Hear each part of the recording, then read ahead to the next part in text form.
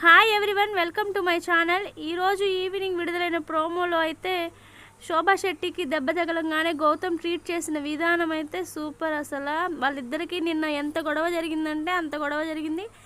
ఆ గొడవలో చాలా తిట్టుకున్నారు కూడా. కానీ శోభా శెట్టికి దెబ్బ తగిలిందనగానే గౌతమ్ వచ్చి ట్రీట్ చేయడం, ఇలా చేయడం వల్ల గౌతమ్కి అయితే ఓట్స్ పెరిగాయనే చెప్పాలి.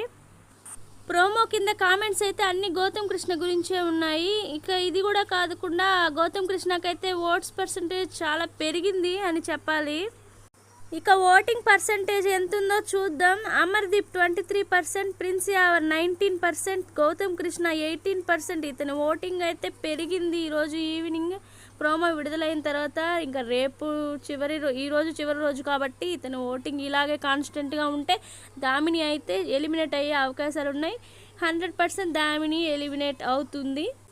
ఇక మిగతా వాళ్ళ ఓటింగ్ పర్సెంట్ చూస్తే అమర్దీప్ 23%, ఇతను ఫస్ట్ నుంచి టాప్లోనే కొనసాగుతున్నాడు. ప్రిన్స్ యావర్ 19%, గౌతమ్ కృష్ణ 18%, శుభశ్రీ 11%, రతిక 11%, ప్రియాంక 10%, దామిని 4%.